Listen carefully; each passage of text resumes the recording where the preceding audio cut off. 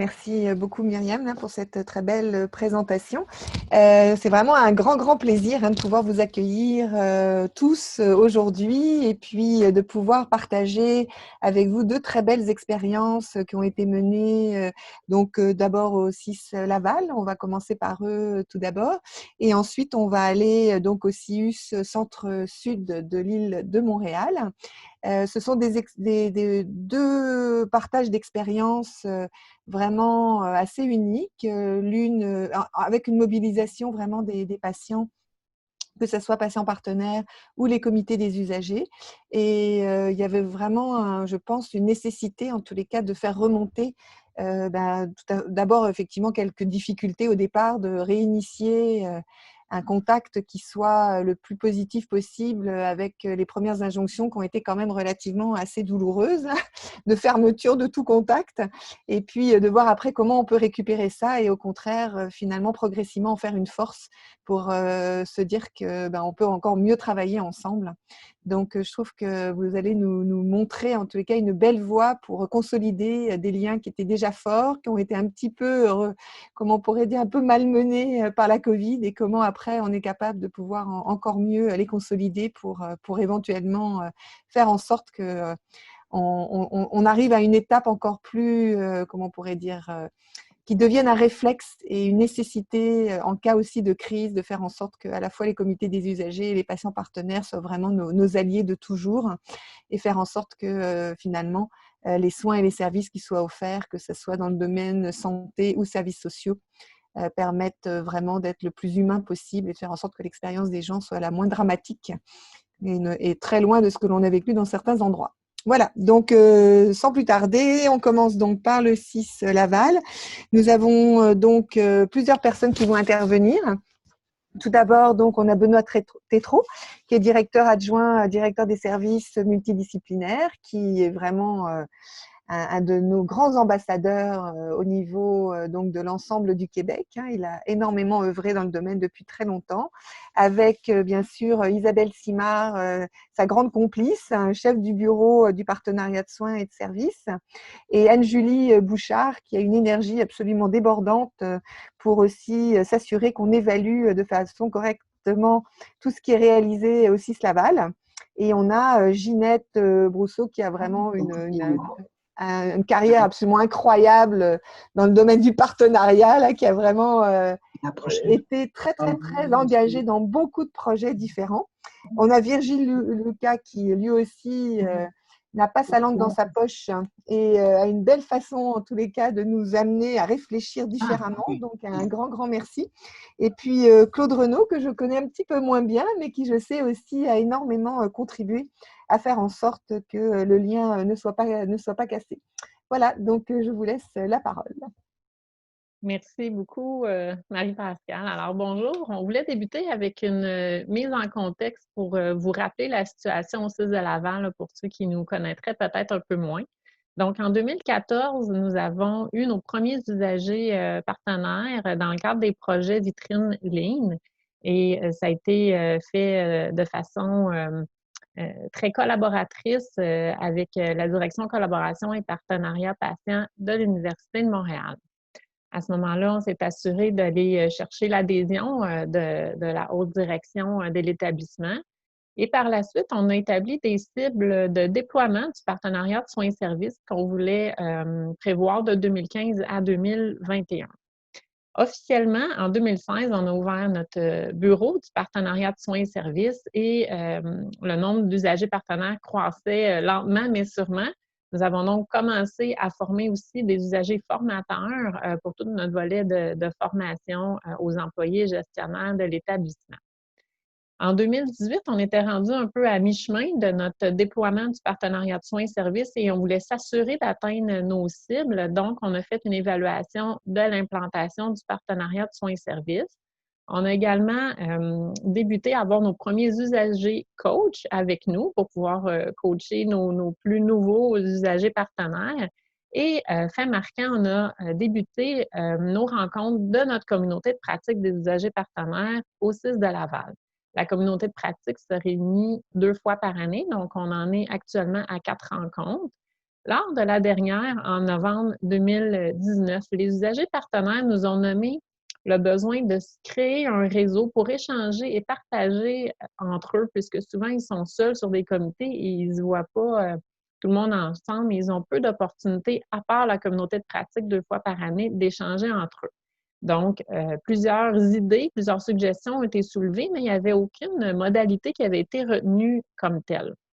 Parallèlement à ça, on menait le début de notre plan de pérennité du partenariat de soins qui est en lien avec les appels de projets du ministère.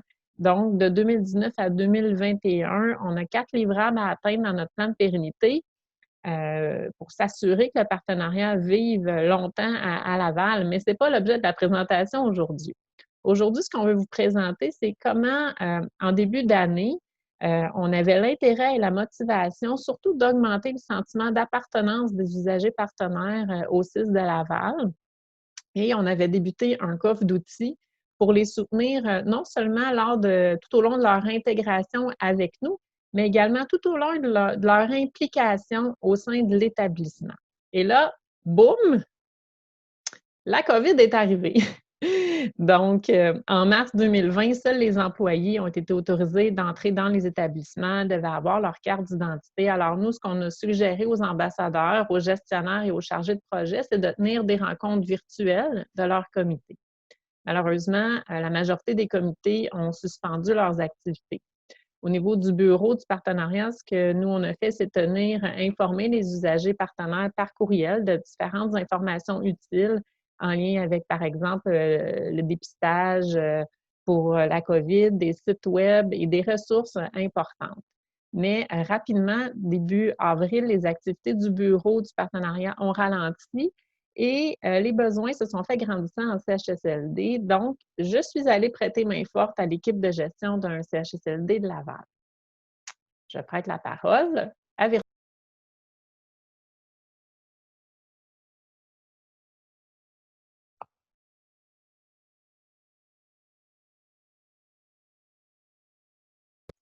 Virgile, ton micro, faut que tu l'allumes.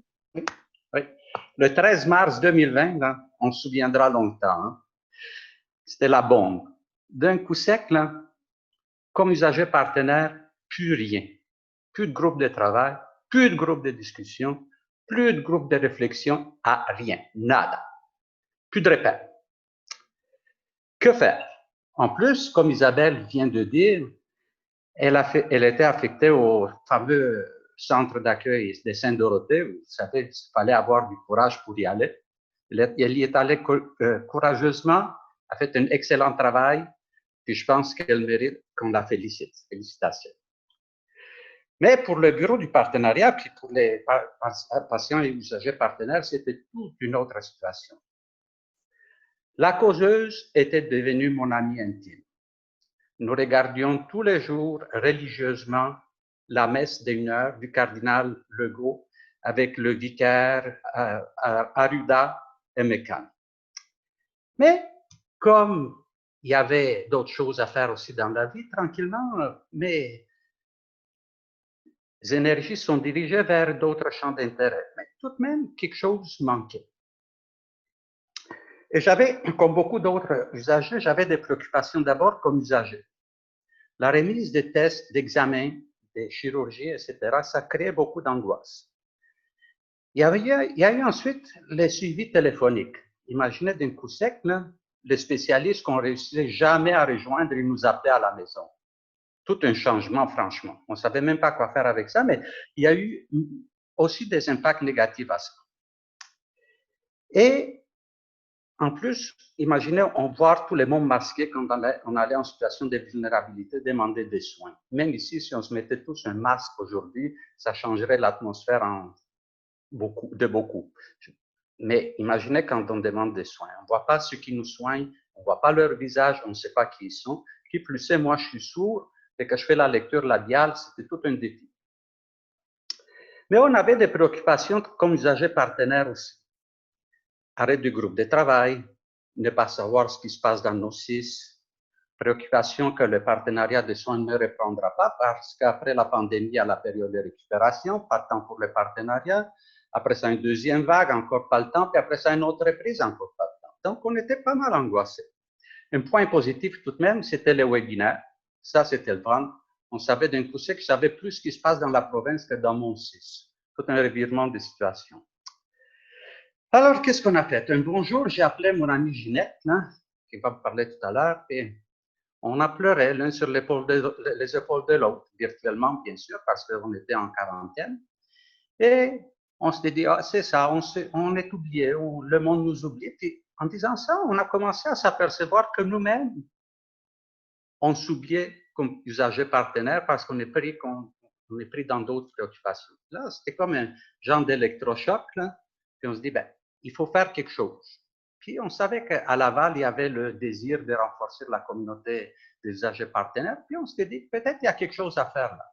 Que Anne-Julie, qui était au bureau, quelques heures seulement, a saisi la balle au bon, puis a organisé un premier Zoom avec un petit groupe restreint. Et vous aurez dû nous voir là, le premier Zoom, là, on était comme les enfants à la garderie qui retrouvent leurs copains après la pandémie. On a parlé, ce Zoom-là, de tout. Tu sais, ma nouvelle trottinette, mes nouveaux cubes, tout ça, là. Tout, mais pas de partenariat. J'ai appris que Ginette était bonne en peinture, Claude avait le pouce vert, etc. Donc, 1h30, là, on a tout parlé, on était contents comme ça se peut pas. Ça avait l'air de rien.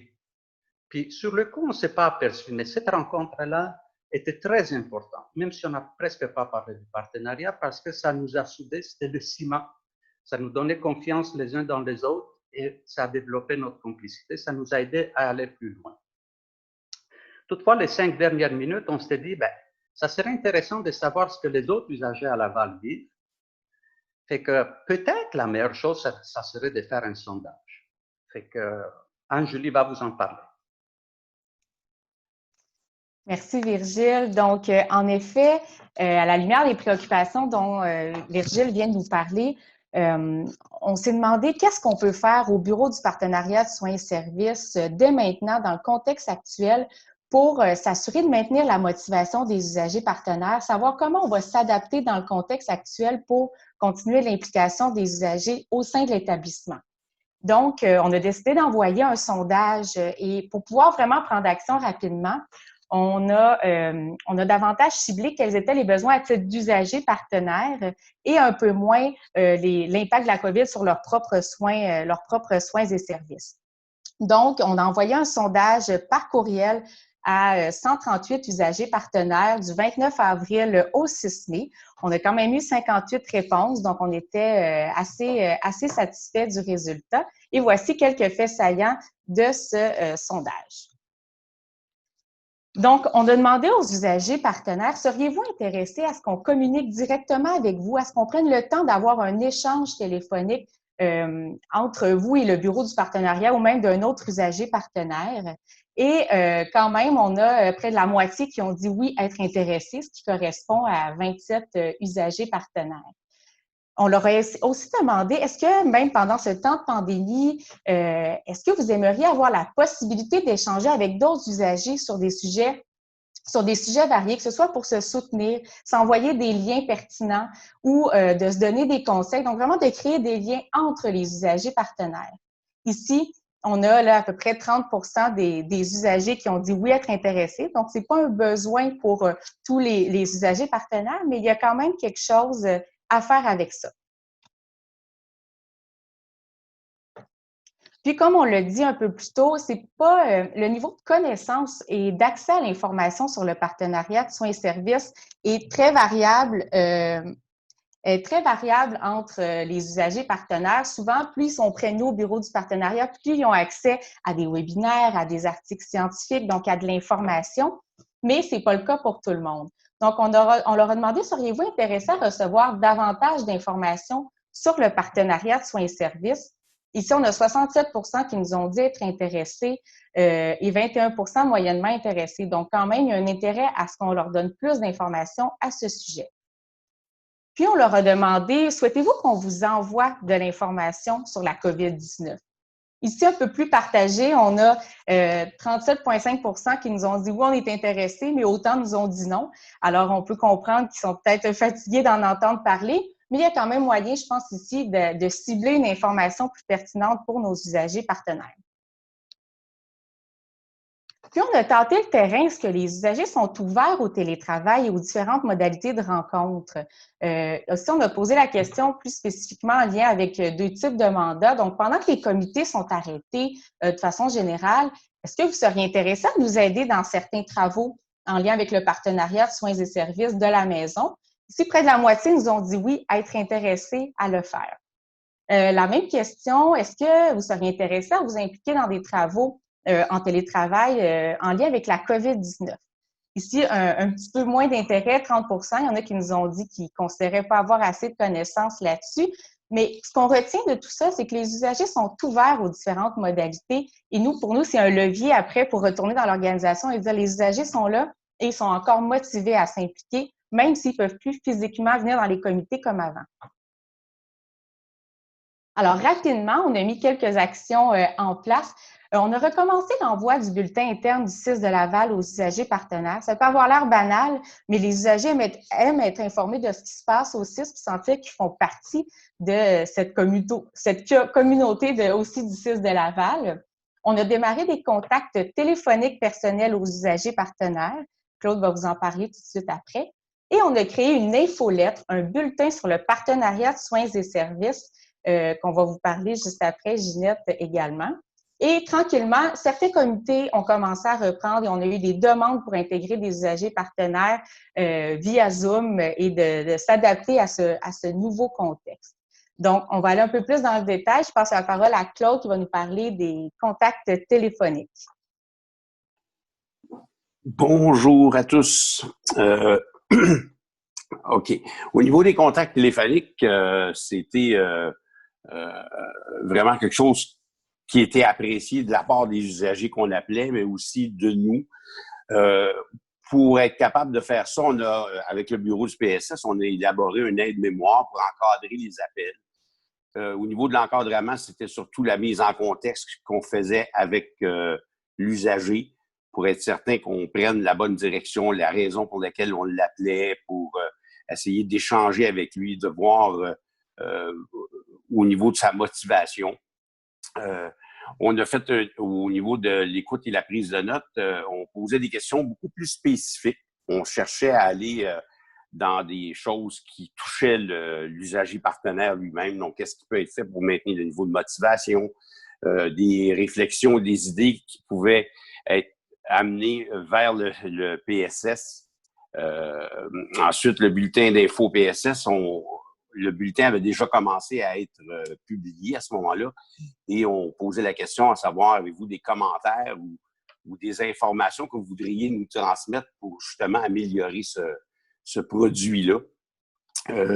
On avait une petite mise en garde. La petite mise en garde concernait le fait que nous, on n'était pas des médecins, on n'est pas nécessairement des intervenants. Donc, au moment de l'appel, c'était important de bien cibler la raison pour laquelle on appelait les usagers partenaires, comme quoi c'était vraiment dans le cadre du PSS et que si jamais les gens avaient besoin d'une réflexion supplémentaire ou soit un problème d'anxiété ou quoi que ce soit, qu'il y avait la ligne info sociale, le 811, qui pouvait se référer à ça. Peux-tu changer? OK. Donc, le contact téléphonique avec les usagers, les résultats et les réflexions sur les appels effectués, ce qu'on s'est rendu compte, c'est que la motivation était encore très présente. C'est sûr que les 27 voulaient qu'on les appelle. Donc, dans le sondage, il y avait déjà cette motivation-là qu'on savait, mais beaucoup, j'ai pas vu dans les appels que j'ai effectués vraiment de gens dont ils disaient que c'était banal, qu'au niveau du PSS, ils regardaient pas ça de façon motivante. Il y avait un sentiment d'isolement qu'on sentait, le fait que lorsque les gens sont engagés dans les comités, il y a un sentiment d'engagement. Et là, le fait qu'ils sont isolés, qu'ils n'ont pas de nouvelles de nous, ben ça créait ce petit sentiment d'isolement-là qui a été présent pratiquement dans tous les appels. Il y avait un intérêt à partager des expériences dans les comités, beaucoup d'appels que j'ai faits et que Ginette a fait aussi, nous sont venus avec ça, sur le sentiment de partager cette expérience-là qu'il y avait dans les comités. Un intérêt aussi à rédiger des articles, ça nous a aidé beaucoup. Des articles dans le bulletin Info PSS qui leur redonnaient confiance dans leur capacité de création. Lorsqu'on lui demandait est-ce que vous auriez des choses à nous raconter, est-ce que ça vous intéresse de vraiment rédiger un article ou aller vers quelque chose que vous avez vu, que vous avez lu, que vous voudriez nous partager, ben, c'était bien accepté dans la plupart du temps. Il y a une chose aussi qu'on a remarqué, c'est la perception qu'ils sont vraiment partenaires de leurs soins. Il y a plusieurs personnes qu'on a contactées qui avaient des relations avec leurs médecins pour des soins de santé et on voyait dans le ton que ces gens-là étaient vraiment partenaires de leurs soins. Donc, en tant qu'usagers partenaires, là, ils devenaient des usagers vraiment partenaires de leurs soins et non pas juste dans des comités. Le sentiment d'avoir suscité un éveil, un espace et les usagers contactés, ça, c'est quelque chose qui était très présent pour nous. Je pense que ça, c'est la partie qui était vraiment intéressante pour ceux qui ont fait les appels. C'était enrichissant autant pour eux que pour nous. On arrivait vraiment à sentir que les gens étaient vraiment intéressés et que nous, ça nous touchait aussi de tout ce qui était raconté à l'intérieur de ça. Donc, on est resté avec une phrase, la magie de l'usager partenaire ne peut s'arrêter. Ça résumait très bien le sentiment. Et je vais passer la parole à Ginette.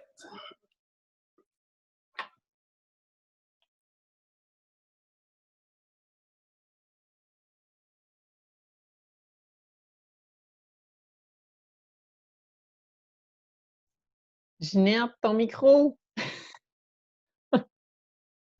Hey, puis, à quelque part. Alors, afin que la magie de l'usager partenaire ne s'en aille pas, qu'elle reste présente, OK?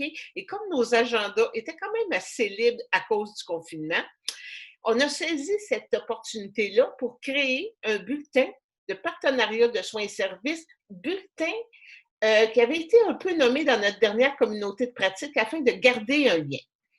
Par contre, on a commencé doucement et on s'est mis des objectifs qui étaient réalisables pour les usagers partenaires, qui étaient raviver la flamme des usagers partenaires, augmenter le sentiment d'appartenance, informer et augmenter les connaissances sur le PSS. Et là-dessus, merci à Marie-Pascale qui a organisé des webinaires. C'est sûr que ce n'est pas tout le monde qui a eu la chance d'assister à tous ces webinaires-là. Mais nous, en ayant assisté, on était assez assidus. On a pu aussi, dans le bulletin d'info, pouvoir donner des liens aux gens pour aller voir ça. Il y a eu le partage du vécu et des expériences à partenariat. Claude a donné un témoignage quand il était rappelé pour travailler. Et naturellement, faire rayonner le PSS. Il faut absolument le faire rayonner, surtout dans un temps comme la pandémie. Maintenant, c'est bien beau les objectifs, on était bien partis, mais il fallait absolument se structurer. C'est pourquoi Anne-Julie nous a créé un document qui précise les rôles et les responsabilités de chacun. C'était bien important. Parce que, je vous avertis, le bulletin, il est là pour rester. C'est pas quelque chose qu'on a créé pendant la pandémie et qui va s'arrêter. C'est quelque chose qui va être là pour rester. Présentement, il est diffusé aux 2 semaines afin de repartir la machine puis de se faire voir pas mal. Mais à partir du 3 juillet, le bulletin va devenir mensuel. Il y a 4 comités qui s'occupent de ce bulletin-là parce que ça demande quand même beaucoup de travail. Il y a un comité de coordination du bulletin où les annonces, les articles sont décidés. Il y a le bureau du PSS qui nous aide et qui nous appuie et qui nous retient de temps en temps. Il y a la collaboration à la rédaction des articles. Ça se fait par des usagers, des employés, des médecins. Et il y a le service de communication du CIS de Laval qui fait un super travail dans la mise en place et la mise en page du bulletin.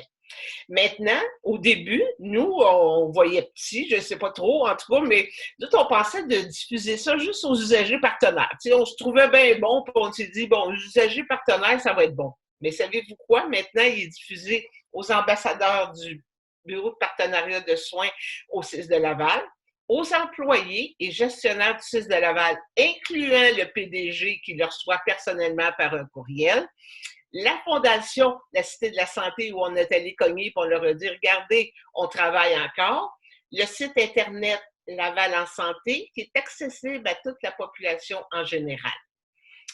Il y a un petit arrimage qui reste encore à faire pour rejoindre éventuellement les médecins. Mais ça, on ne se décourage pas, on sait qu'on va y arriver. Et même Marie-Pascale, on te l'a envoyé personnellement aussi parce qu'on pensait que c'était intéressant pour toi.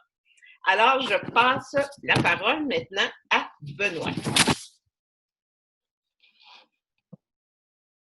Bonjour, merci Ginette. Comme on a beaucoup pratiqué, je savais que je prenais la parole après toi. Je t'en remercie beaucoup. En fait, je vous écoute, là, chers amis, puis je pense que ça serait vraiment le fun que vous fassiez une présentation dans les conseils professionnels, éventuellement, là, au tout début de l'automne, non seulement aux infirmières et au niveau des professionnels, mais aussi au niveau du conseil des médecins dentistes. J'en reviens pas, effectivement, de tout le boulot là, qui a été accompli en si peu de temps. Fait que, dans le fond, là, ce que nous, on a retenu beaucoup, c'est que un ami, ça reste un ami pour toujours, même quand ça fait longtemps qu'on ne l'a pas vu. Alors, je pense que c'est ce qui est arrivé avec les usagers partenaires. C'est comme si on s'est perdu de vue. On s'est retrouvé à gérer une crise sans précédent qui nous a énormément occupés et préoccupés et sollicités, en particulier à Laval. On n'a pas été épargné par la COVID. Et à un moment donné, je pense que les usagers partenaires nous ont fait un cri du cœur, mais ce cri du cœur-là, ça nous a aussi permis à nous, les gestionnaires, les directeurs à qui j'en ai parlé, de se rendre compte à quel point on était, nous autres aussi, en deuil d'avoir perdu le contact avec les usagers partenaires. Et c'était vraiment une mobilisation qui a été spontanée, mais mutuelle aussi. De dire, OK, là, on est en train de s'en sortir de la crise, mais on veut pas attendre qu'on trouve un vaccin pour retravailler avec les usagers partenaires. Heureusement, avec le COVID, est arrivé quand même des points positifs comme la technologie Teams, la technologie Zoom qui permet maintenant d'explorer des nouvelles façons de communiquer. Et ça a été, avec le sondage, ça nous a permis de confirmer qu'il y aurait des possibilités à ce niveau-là. Mais je pense aussi qu'en écoutant Claude, Virgile et Ginette, ce qu'on voit, c'est que le travail qui a été fait par les usagers partenaires avec le soutien du bureau, j'aime souvent le dire en farce parce qu'on a des livrables à rendre au ministère. On en a 4 livrables dans notre plan de pérennité. Puis je parle souvent du livrable numéro 5, qui est un peu comme le livrable top secret, qui n'existe pas dans la réalité, mais on est tellement enthousiaste qu'on en ajoute parfois. Alors, j'ai l'impression qu'ils sont en train de continuer à alimenter notre livrable numéro 5 parce que pour moi, l'infolettre et ses ramifications, ça pave la voie à un enjeu populationnel qu'on avait identifié lorsqu'on a évalué l'implantation de notre projet, de notre démarche en 2018 avec l'Université de Montréal et on se rendait compte que les prochaines années, vraiment, il fallait déployer un peu plus vers le volet populationnel. On veut vraiment que ça devienne un partenariat avec les citoyens et citoyennes de Laval et l'infolette avec les témoignages d'usagers partenaires qui amènent leur expérience concrète soit comme partenaires de leurs soins, soit comme usagers partenaires dans des comités ou d'autres, mais c'est extraordinaire ce que ça va amener comme retombée pour démystifier ce que c'est que le partenariat usager, puis donner beaucoup d'espoir à toute notre population par rapport à cet élément-là. Ce que j'ai beaucoup apprécié, moi, du comité de direction, parce que j'ai eu la chance de parler la première chose que j'ai fait, c'est que j'en ai parlé avec un comité de quelques directeurs au niveau de la santé physique à l'hôpital. Et lorsque, on parlait évidemment du plan de confinement, déconfinement, le délestage, les zones rouges, les zones froides, etc. Vous savez comment c'était la période de mars, avril, mai. Et tout à coup, je dis à mes collègues, bien, écoutez, je suis presque mal à l'aise de vous dire ça.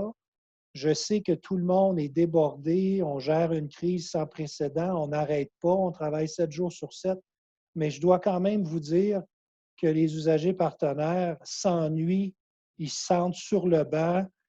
Ça ne peut pas continuer comme ça. Il faut trouver une façon de renouer. Et les directeurs ont tout de suite dit, Benoît, merci de nous remettre à l'ordre. Merci de ramener ça sur le dessus de nos préoccupations. Et ça a été autant chez les usagers que chez les directeurs de dire, non, il faut absolument qu'on reprenne une certaine normalité. Puis c'est ça qui est une belle preuve que peut-être que finalement, on a atteint une partie de pérennité, parce que la normalité pour nous, c'est d'être avec les usagers partenaires. Je passe la parole à... Je reviens. Alors, avant de laisser le mot de la fin à Virgile, merci Benoît. Je tenais important de vous dire que pour être personnellement retournée dans un milieu très atteint de la COVID, je peux confirmer qu'autant au niveau clinique qu'au niveau tactique ou stratégique avec des usagers partenaires, l'arrivée du virus et les directives qui nous descendaient du ministère nous ont vraiment incité à revenir au paternalisme. Et c'est loin d'être un reproche, c'est un constat que je voulais partager, que dans les situations d'urgence, le sentiment de protection et de sécurité a cette fois-ci et parfois encore primé sur le partenariat avec les usagers et leurs proches. Donc, ce qu'on va travailler cet été, c'est d'éviter que ça se reproduise. Ce que les usagers partenaires nous ont prouvé, c'est qu'ils veulent s'impliquer, même en temps de crise. Et c'est là-dessus qu'on va travailler dans les prochaines semaines, les prochains mois, pour s'assurer que la pérennité reste, c'est-à-dire que nos usagers puissent être impliqués dans les prises de décision et même dans les directives qui nous descendent du ministère pour que ça soit plus applicable et puis qu'on ne perde pas à l'esprit que le paternalisme revient malheureusement souvent au galop. Alors, Virgile, je te laisse le mot de la fin. Oui, ben, en conclusion, la pandémie nous a tous pris de court. Hein? On a pleuré, on s'est retroussé les manches, on a agi et on est en bonne voie. On va être là pour la deuxième vague s'il y en a. Tous les signaux sont là pour nous le confirmer. Et finalement, on veut tous remercier Marie-Pascale et toute son équipe, Myriam, Cécile et les autres, d'avoir entrepris ces webinaires qui ont contribué énormément à briser l'isolement et à donner l'espoir pendant ces temps difficiles. Merci beaucoup. Ben, merci à vous. Hein. Bravo, bravo, bravo.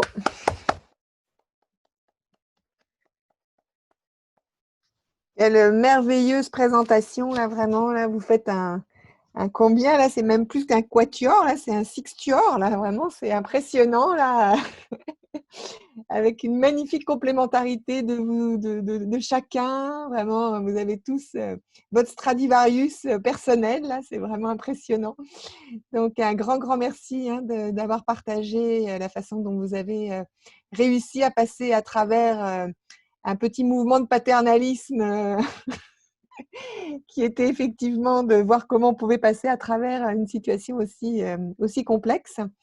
Et je vous en félicite.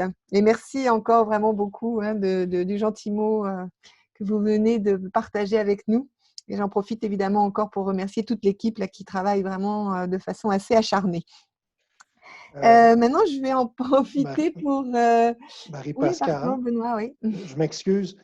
Par rapport à la deuxième vague, est-ce que l'Université de Montréal a des liens avec le ministère pour promouvoir le rôle que les usagers partenaires, que ce soit avec l'Université de Montréal ou dans certains établissements, pourraient jouer pour aider justement à bonifier les plans de la santé publique, tout en comprenant qu'à un moment donné, ça prend un seul chef à bord et c'est la santé publique dans la pandémie. Puis je pense que ça, il faut le comprendre, mais il reste que les usagers partenaires auraient sûrement beaucoup de choses à nous aider pour préparer la deuxième vague.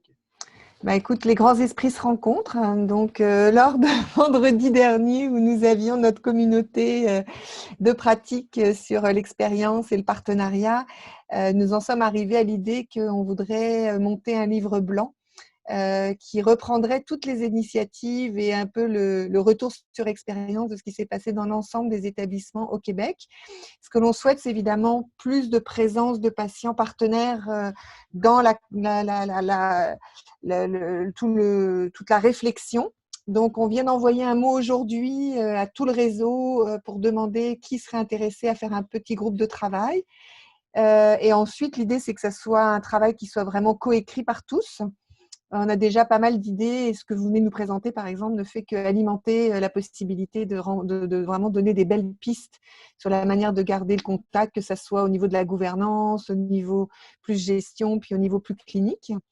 Et la chance que nous avions lors la dernière rencontre de la communauté de pratique, c'est que France Laverdière était là. Et France a été très claire comme quoi elle serait notre relais auprès du ministère et en particulier de la table des directeurs qualité, évaluation, performance et éthique, où elle nous a quand même notifié que cette dimension partenariale n'avait pas été beaucoup traitée. C'est un euphémisme, ce que je viens de dire. Voilà. Alors, merci, c'est une très belle… Et puis, toutes les personnes qui sont présentes là aussi à ce webinaire, vous êtes conviés évidemment à participer à ce travail collectif. Donc, vraiment, on souhaite… il y a ceux qui vont être vraiment le premier groupe là, et puis ensuite, il y a le deuxième groupe, mais tout le monde est invité à cette belle réflexion. Tu avais tout à fait raison, là, merci Benoît. Donc là, nous allons passer au CIUS Centre-Sud de Montréal, et c'est d'ailleurs au cours de cette communauté de pratique de vendredi dernier que nous avons pris connaissance de tout le travail remarquable qui avait été réalisé conjointement entre le comité des usagers du centre intégré, donc qui s'appelle le QCI, avec tout le bureau du partenariat qui s'appelle le BPUP, aussi CIUS du Centre-Sud. Et les entendants étant très inspirés par l'expérience qu'ils ont vécue, je me suis permise donc de les inviter à venir présenter aujourd'hui. Donc, nous avons Marie-Françoise Bourrican qui va donc participer à cette présentation, qui est chef de service qualité et éthique, donc à la direction qualité, risque et éthique, qui a beaucoup œuvré dans ce qui va nous être présenté maintenant. Nous avons Nicole René, qui est présidente donc, du comité des usagers du centre intégré, qui s'implique depuis de nombreuses années pour faire en sorte vraiment qu'il y ait un beau partenariat entre le QCI et la direction de ce CIUS. On a André Potvin aussi, qui en tant qu'usager ressources est membre du bureau d'engagement et du partenariat avec les usagers et leurs proches, et aussi a été impliqué dans de nombreuses discussions en lien avec la création de ce bureau, et aussi ensuite sur la manière de le mettre en œuvre. Et finalement, on a Carole Lozière, qui est conseillère qualité, qui est en soutien donc à tout ce qui concerne le partenariat au CIUS Centre-Sud, qui elle aussi a permis la réalisation donc, de ce qui va nous être présenté à l'instant. Donc, je vous laisse la parole. Oui, merci Marie-Pascale. Je vais laisser la parole à Nicole qui va lancer nos échanges. Alors, merci. La crise pandémique est une opportunité. Pour nous, ça a été une opportunité, je peux le dire déjà, on peut enlever le point d'interrogation. Ça a été une opportunité pour les membres du QC. Premièrement, de continuer de permettre aux comités de résidents et aux comités d'usagers qui ne pouvaient plus pénétrer dans les sites et qui donc ne pouvaient plus avoir accès à ce qui se passait et qui ne cessaient de se plaindre de ne plus être en mesure de jouer leur rôle. C'est un petit peu là-dessus que l'on s'est on s'est basé là-dessus là, pour développer une démarche. Et une démarche qui a fait en sorte que finalement, on est passé de l'impression d'être toujours consulté après le coup, depuis la création du QC, malgré toutes les demandes qu'on a faites de participer aux décisions. C'est élevé dans certains domaines, mais pas dans tous, à l'impression, mais pas juste l'impression, la constatation que le comité était vraiment en mesure de faire évoluer les choses et pour avoir comparé ce qui se fait dans d'autres endroits de la province, faire avancer les choses très rapidement au cours de cette période. Et on va même être prêt, on est déjà prêt, on a déjà fait parvenir nos recommandations pour la deuxième vague. Merci beaucoup, Nicole, d'engager le débat. Donc, au Québec, tout le monde le sait, le partenariat est porté par deux voies. Un, bien sûr, celui des patients partenaires et également donc par la voie des membres des comités d'usagers. Et depuis 2016, 2015, enfin, au début de la création du SUS, le SUS s'est engagé à porter ces deux voies au sein de l'organisation. L'année 2018 a vu la création du Bureau d'engagement et du partenariat, dont Nicolas Teresco, qui est présent aujourd'hui, a été un des cofondateurs. Et donc, en même temps, le QC, avait décidé de faire un colloque QC-SUS pour donc arrimer déployer le partenariat dans toutes ses dimensions au sein, c'est une de ses conclusions en tout cas, au sein de l'organisation. Et puis 2019 donc a vu la concrétisation de notre politique de partenariat que Nicolas et moi avons présentée pour approbation au CA le 8 mai 2019. Et elle a été consacrée à déployer la politique, les outils qui vont avec, et puis également le projet Synergie qui a été donc sélectionné par le ministère pour nous soutenir et nous aider à arrimer ces deux voies du partenariat. Donc, je vais laisser Carole présenter le projet Synergie. Oui, le projet Synergie, globalement, vise à ce que les instances responsables de faire valoir la voix des usagers, c'est-à-dire, justement, la voix des usagers et leurs proches. Il ne faut pas oublier les proches, c'est le QC, le comité des usagers du centre intégré, qui chapeaute les comités des usagers, les comités de résidents. Et il y a le bureau d'engagement et du partenariat, ainsi que les gestionnaires. On voulait que tout ce beau monde devienne co-constructeur de l'amélioration continue des soins et des services. Alors, la question qu'on s'est posée là, avec la pandémie, est-ce que c'était une occasion, justement, de maximiser ce projet de partenariat avec les comités d'usagers et de résidents, ainsi qu'avec le BPUP? Alors, évidemment, avec l'éclosion de la pandémie, si on retourne un petit peu dans le contexte, on regarde le contexte, il y a eu des impacts, évidemment, pour les comités d'usagers et les comités de résidents en CHSLD, les centres d'hébergement, c'est-à-dire où sont logées les personnes âgées. Alors, il y a eu une impossibilité, tout d'un coup, l'impossibilité d'accueillir les membres des CECR dans les installations. On ne pouvait plus avoir accès à leurs locaux.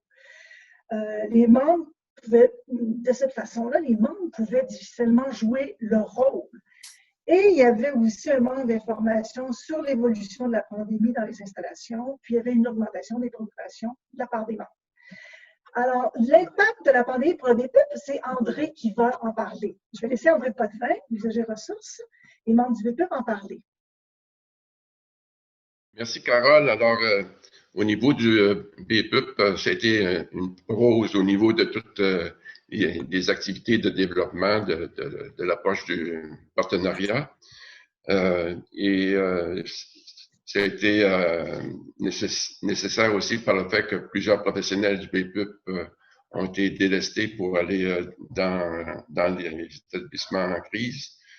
Alors, heureusement, de mon côté, moi, j'ai eu l'opportunité de me joindre aux activités du QC à la fin d'avril. Ça m'a permis de sortir un peu du confinement. Je pense que chaque usager avait comme priorité, si on veut, de se confiner et de prendre soin de soi-même et des familles.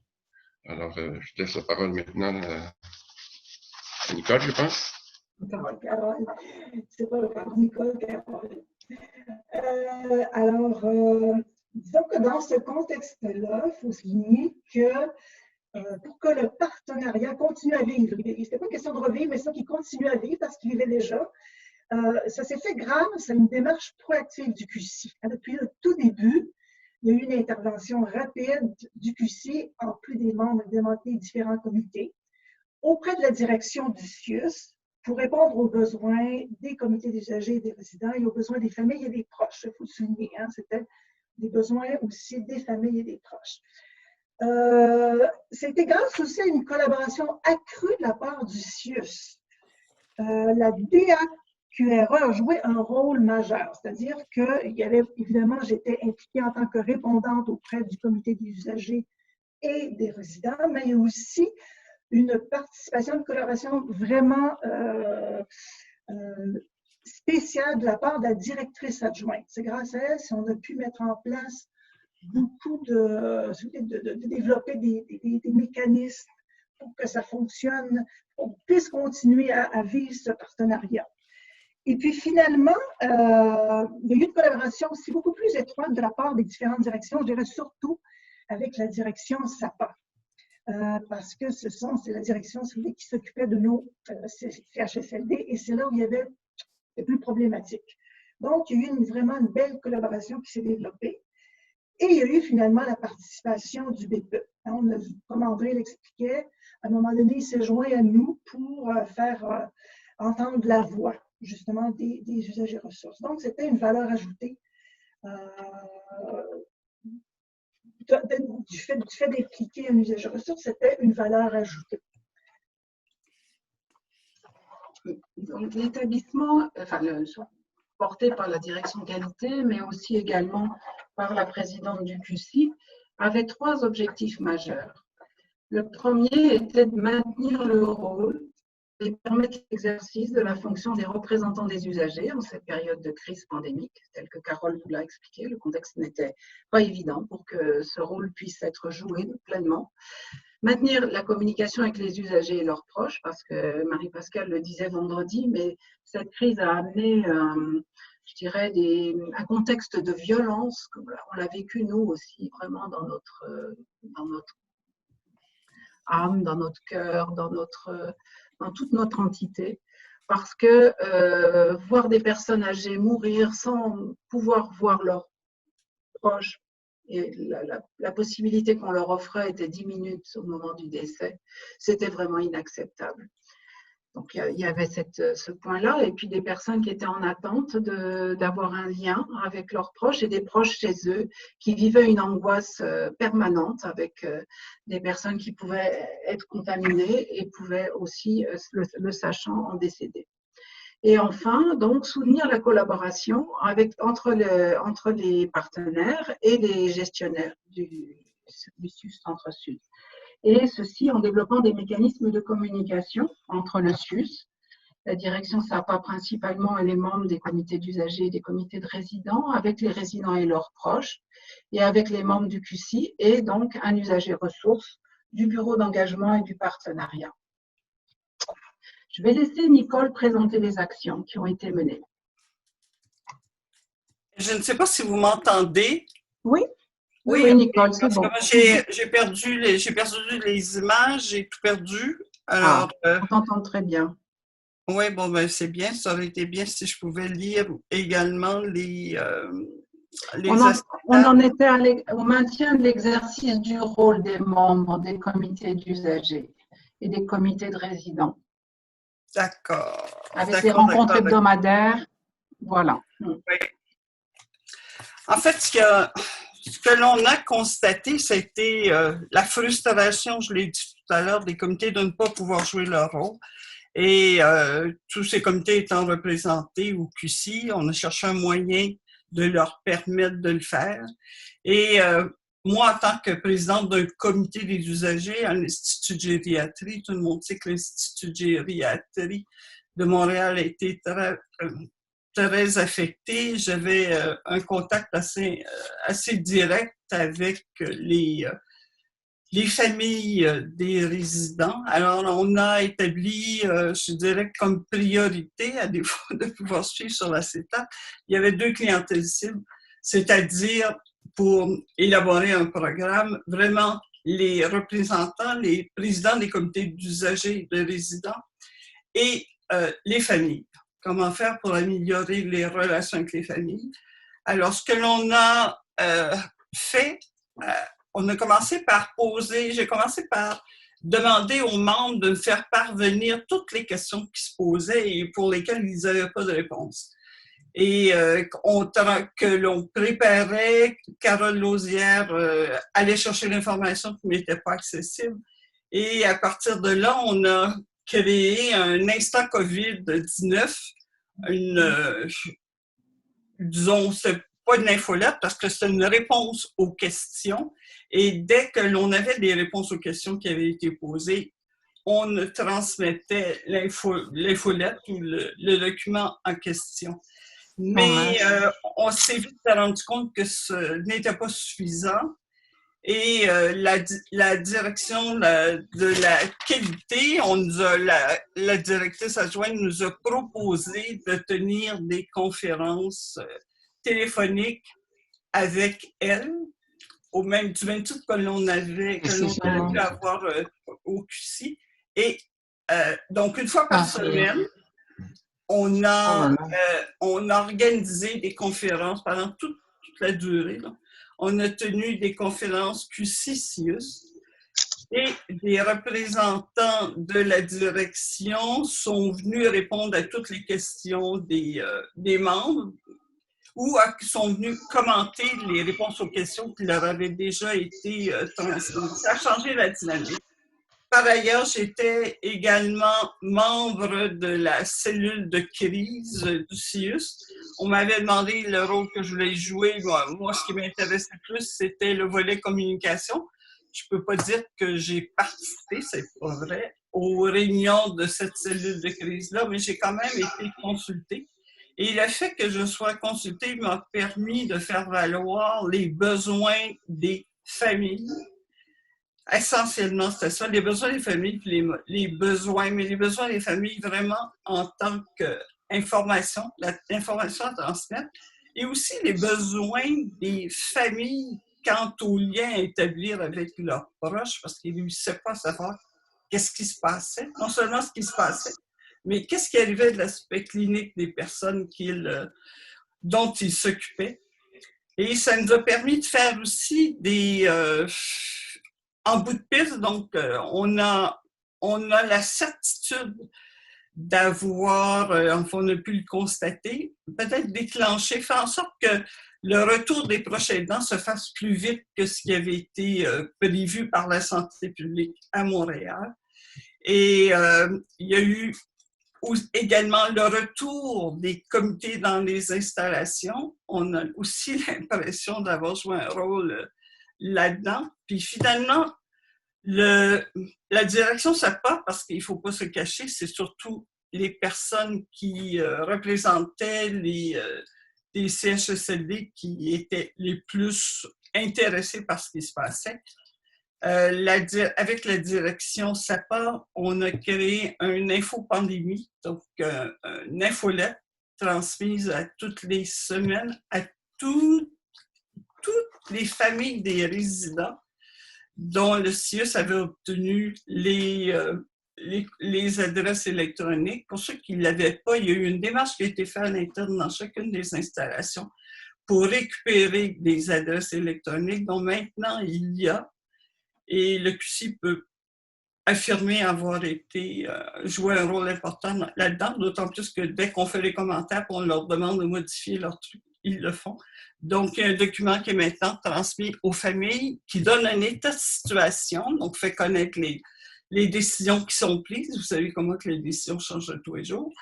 Et également, ce qui se passe localement. On a eu beaucoup de retombées de commentaires des familles qui étaient dans le genre de « Ah, enfin, on a de l'information ».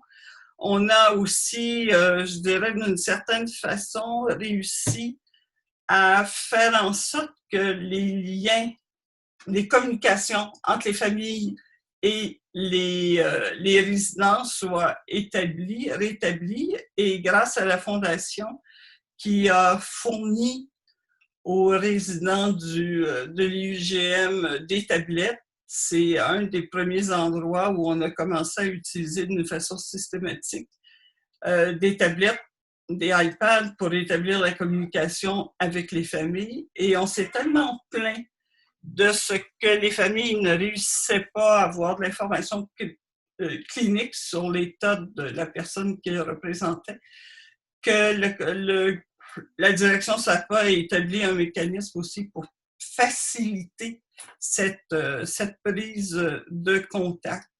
On a également, la direction SAPA, notre initiative, l'initiative revient autant à la direction de qualité qu'au QC.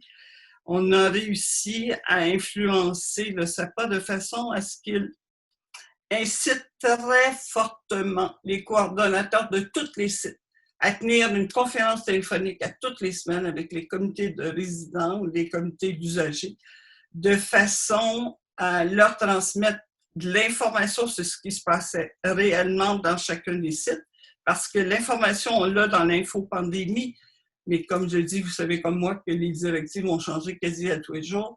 Alors, et là, de pouvoir échanger également, faire valoir nos points de vue. Et bon, moi, je le sais parce que je le vis. Alors, c'est une voie importante quant à la transmission des préoccupations des résidents et des usagers aux coordonnateurs de sites qui ont quand même un grand rôle à jouer. On s'est également plaint de ce que l'accès aux services d'assistance psychosociale relevait directement des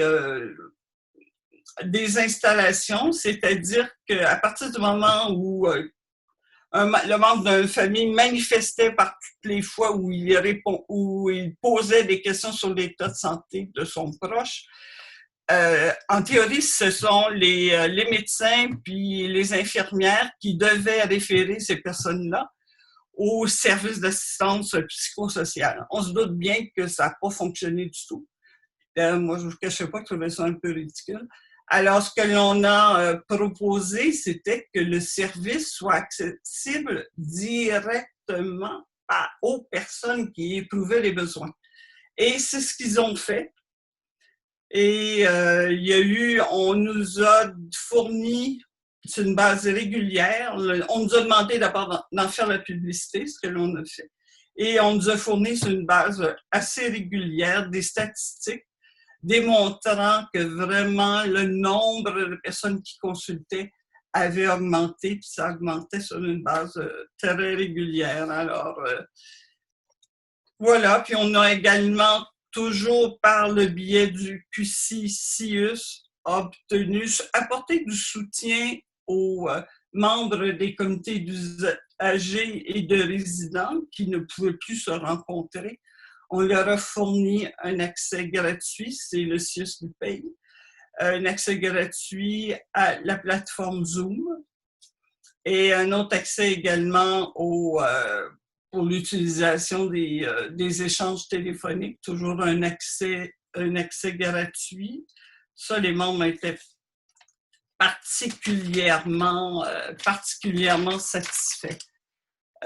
Donc, pour nous, ça a apporté des résultats et ça a vraiment resserré les liens de confiance entre les membres du QC et en fait la confiance des membres du QC envers la direction, parce que comme je l'ai dit tantôt, on a toujours l'impression d'être là pour être informé, ils nous donnaient de l'information, Mais là, on a vraiment non seulement participé aux décisions, mais on a initié et poussé sur des dossiers qui ont évolué plus vite dans notre CIUS qu'ailleurs, et je le sais par la participation que j'ai au RPCU, c'est-à-dire le regroupement des comités d'usagers et de résidents. Je ne sais pas, Marie-Françoise ou Carole, si ça fait le tour. Ça va. Attends, voilà. Oui, Nicole, ce que j'aimerais que vous rameniez, c'est ce qui maintenant est travaillé en prévision de la deuxième vague. Ah oui, merci. Dans le QC, lorsqu'il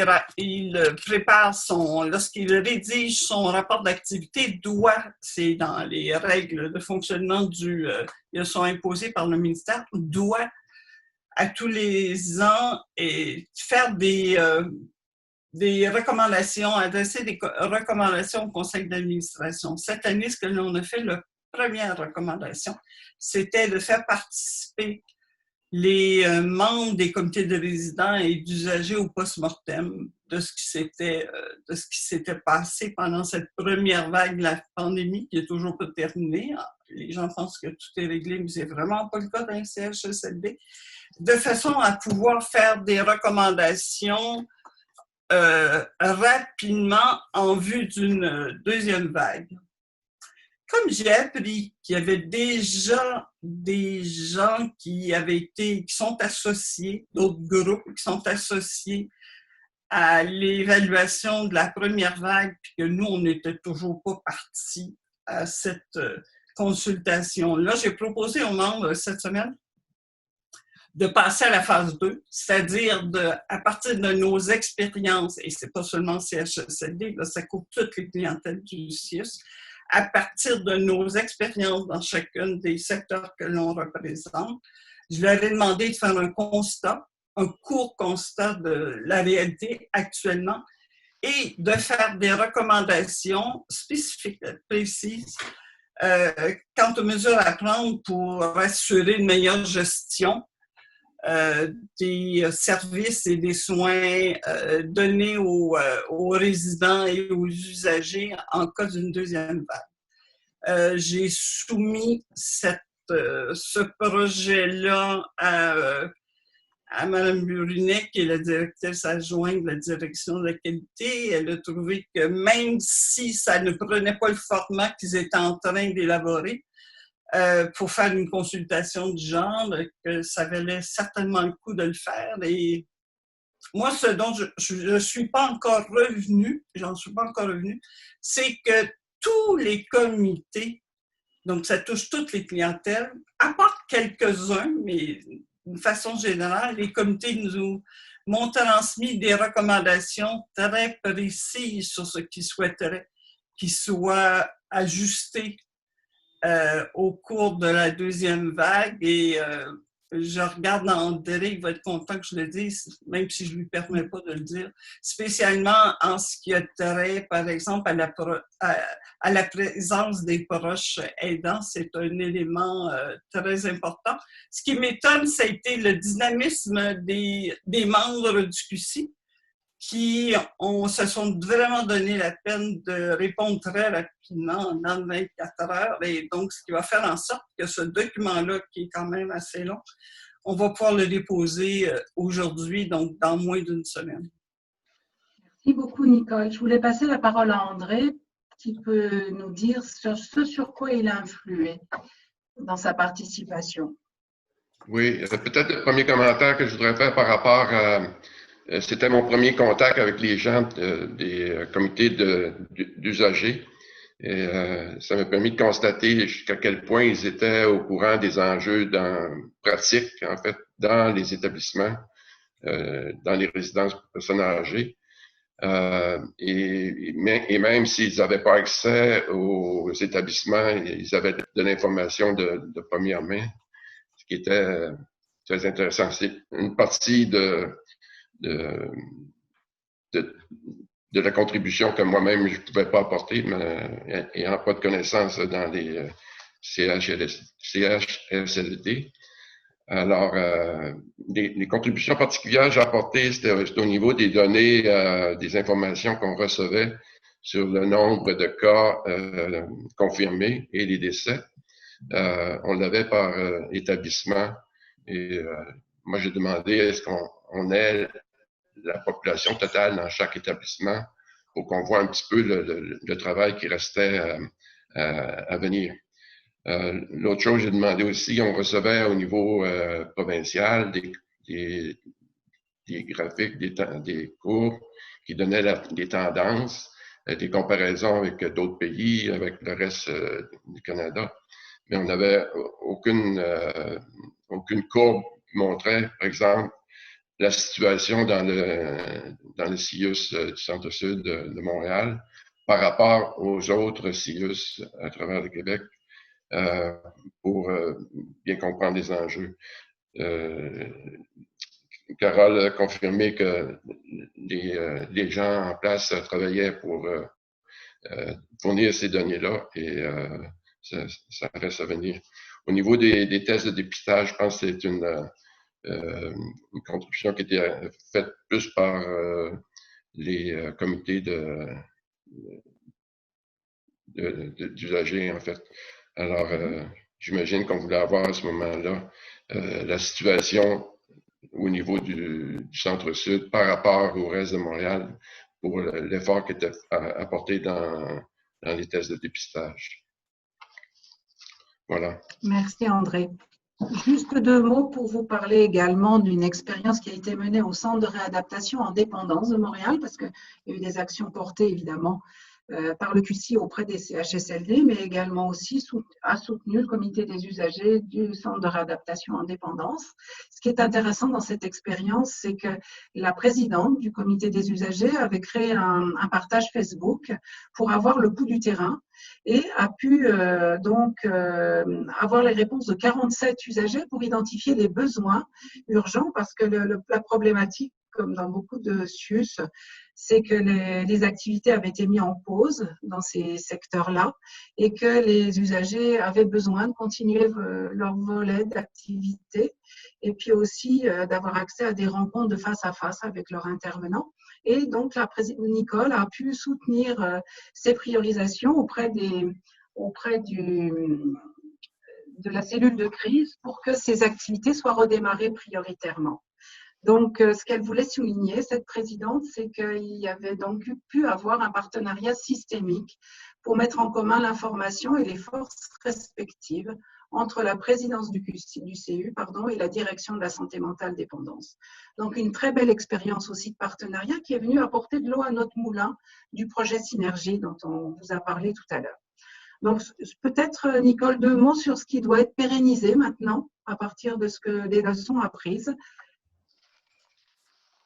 Mais je pense que j'espère que ce qui va changer, c'est-à-dire qu'on va pouvoir continuer ce que l'on a fait, c'est-à-dire qu'on va pouvoir continuer à influencer les décisions et non pas juste à être informé des décisions. Lorsqu'il y a un changement de politique ou encore lorsqu'il y a des modifications qui doivent être apportées, je devrais dire également que ça s'est fait et ça se fait encore dans le domaine alimentaire puisque les services alimentaires se sont vraiment basés sur l'expérience des résidents et qui ont été communiqués par le comité les comités d'usagers et de résidents pour adapter les menus. Alors, si on est capable de le faire là et vraiment participer à la prise de décision.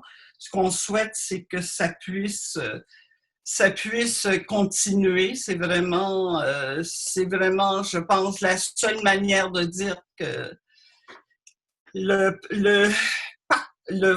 patient est censé être au cœur des préoccupations du CIUS, bien, si c'est le cas. Toutes les actions qui vont dans ce sens vont être bienvenues parce que c'est pas parce que ce concept-là a été lancé de l'avant. Et pour avoir connu le réseau de la santé il y a très longtemps, dans les années, à la fin des années 70, on avait déjà ces leitmotifs-là, le patient au cœur de nos préoccupations. Et et là, on a vu qu'il était nécessaire de le refaire, mais avec la dynamique qui s'installe au CIUS du centre-sud, moi, j'ai toutes les raisons de croire que ça va être de plus en plus dynamique. Et, donc, on peut parler d'importants pouvoirs, c'est ça, Nicole? Ben, c'est ça, on est parti d'un pouvoir en fait, on a acquis un certain pouvoir. C'est l'impression vraiment qu'on a eue parce qu'on a pu constater, formuler des demandes, revenir avec les demandes. Quand on disait non, on ne peut pas arriver avec des suggestions de mesures à prendre pour régler ce problème-là, et ça a fonctionné.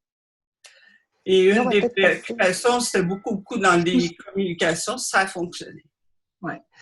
On va bientôt passer aux questions. Pour la conclusion, Marie-Pascale. 13h13. Oui.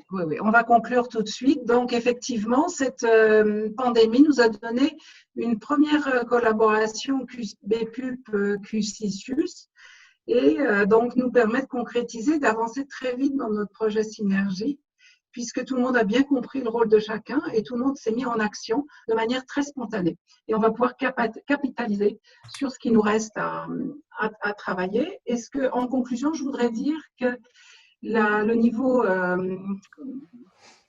politique, mais d'exécutif, a vraiment pris conscience de l'importance de la priorisation et de la voix des usagers et de la priorisation des actions qui est à apporter par cette voix des usagers. Et je voudrais saluer vraiment l'implication de Nicole René, bien sûr, et puis aussi d'André, qui a pris la balle au bon, je dirais, et qui nous a beaucoup aidés. Évidemment aussi, je souligne l'apport de Nancy Brunet, qui a été la roue de transformation et de transmission auprès de la haute direction. Donc, voilà, notre projet Synergie, c'est créer une synergie entre gestionnaires, représentants des usagers, usagers partenaires et ressources pour l'amélioration continue de la qualité des soins et au service de l'expérience des usagers et de leurs proches. Et voilà. Marie-Françoise, est-ce que je peux juste ajouter qu'une autre réalisation qui est tout à fait récente, on était très, très préoccupés par le recrutement des préposés qui vont avoir accès qu'à 3 mois de formation. Oui.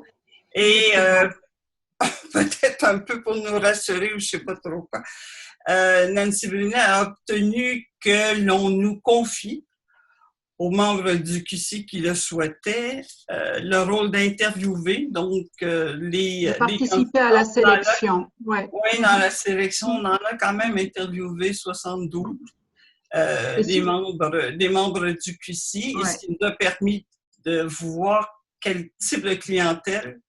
Et aux ressources humaines, de voir l'apport, de concrétiser de près l'apport que peuvent apporter les usagers, qu'ils soient ressources ou membres de comités d'usagers dans le recrutement. Et tout ça, ça a été possible grâce à la confiance construite par les partenaires dans ces années précédentes et puis notre conviction partagée. Voilà. Merci beaucoup. Un grand merci à vous, hein, vraiment, c'était un très très très beau partage d'expérience, là, excessivement inspirant, je pense, pour l'ensemble des personnes présentes lors de ce webinaire. Je vais laisser Cécile peut-être réguler les questions et réponses. Oui, merci. Je vais donner la parole à Martine Kessler qui avait posé 2 questions au cours de la présentation. Il y avait une question sur plus la présentation faite par Anne-Julie, puis une autre sur la présentation qu'on vient d'avoir. Donc, je vais lui laisser prendre la parole. Bonjour. En fait, j'avais une question concernant la présentatrice, Madame Nicole René. Vous aviez mentionné que vous n'avez pas été impliquée dans le post-mortem, donc vous avez voulu être proactive et faire une demande de constat et de recommandation à des membres. Mais en fait, si je me demandais à qui est-ce que vous avez adressé ces constats-là? Cette demande de constat, je veux dire. dans un premier temps à Mme Brunet, qui, elle, va les faire parvenir au comité de redressement. Il y a un comité, pas de redressement, mais... De rétablissement, Nicole. De rétablissement. Il me manquait Il y a un peu de redressement, ouais, c'est ça. Au comité de rétablissement. Alors, donc, c'était d'où la nécessité de le faire assez rapidement. Elle m'avait proposé avant de faire un sondage, mais honnêtement, des sondages, entre autres, sur ce qui se passe au CHSLD, c'est tellement décrié partout que je ne voyais pas l'intérêt de se repencher là-dessus encore, de faire des sondages. Puis les sondages, il faut savoir pour arriver à quoi ça va servir.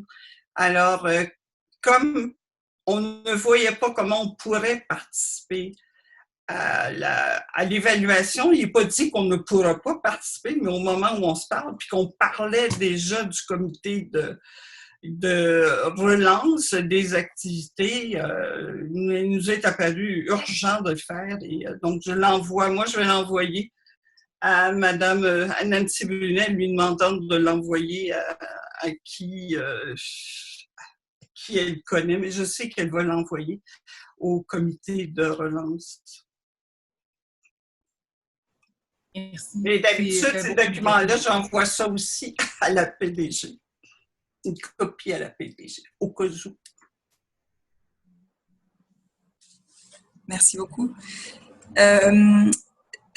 Pour l'instant, c'est les questions que j'ai eues. S'il y a d'autres personnes qui veulent prendre la parole, vous pouvez simplement vous signaler. Mais je vais laisser Myriam lancer le petit sondage de fin avant que éventuellement d'autres personnes partent d'ici 13h30. Merci d'y répondre.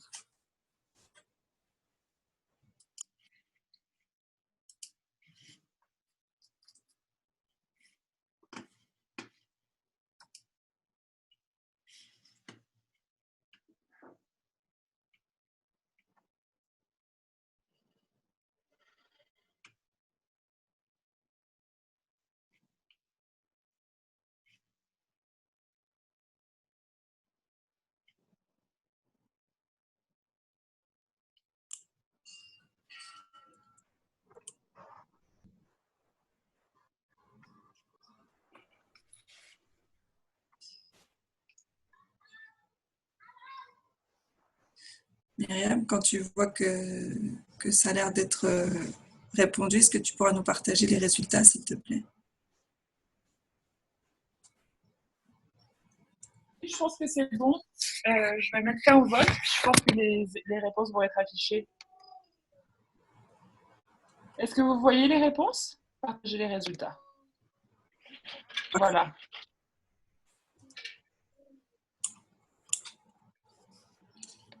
Marie-Pascale, je te redonne la parole pour la fin. D'accord, très bien. Donc, il n'y a plus d'autres questions, c'est bon? Il y en a une importante, Marie-Pascale, que je lis, de Diane Chevalier.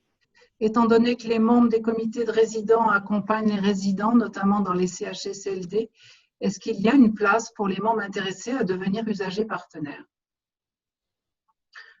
Donc, la réponse est oui.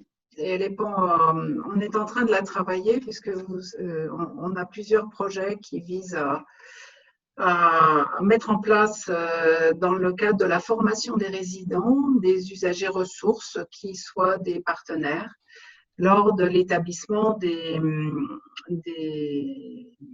plans d'intervention, des plans partagés. Donc, c'est un projet que nous portons qui a été effectivement mis en pause dans cette période Covid, mais que nous allons redémarrer très prochainement. Mais c'est un des projets auxquels nous tenons à cœur précisément. J'aimerais peut-être compléter avec, pour nous, au 6 de Laval, en fait, parce que je pense que Diane Chevalier est au 6 de Laval, mais entre autres, dans notre plan de pérennité financé par le ministère, un de nos livrables est vraiment la collaboration entre le bureau du partenariat et les comités d'usagers, les comités de résidents. Et on a quelques usagers, membres des comités qui sont aussi usagers partenaires. Sinon, on travaille beaucoup la collaboration en clarifiant c'est quoi le mandat de chacun et comment on peut, avec le chapeau différent, travailler ensemble. Donc, c'est dans la dernière année, on a travaillé beaucoup de choses en ce sens-là qui va faciliter la collaboration entre les comités des usagers et les usagers partenaires. aussi pour bien discerner c'est quoi la différence entre les rôles, mais c'est pas impossible de faire partie d'un peu de ces deux entités, en tout cas à Laval. Quand on sait d'où on parle, tout à fait. Il y a Nicolas Steresco, est-ce que Nicolas n'est pas... oui, qui est membre du... Nicolas, chez nous, il est également membre du QC. Oui, et donc, exactement. il y a plusieurs... Nicolas, il y a beaucoup de chapeaux sur sa tête, là, je sais pas. Oui, je suis à bien des places en même temps. Puis j'aime ça au bout.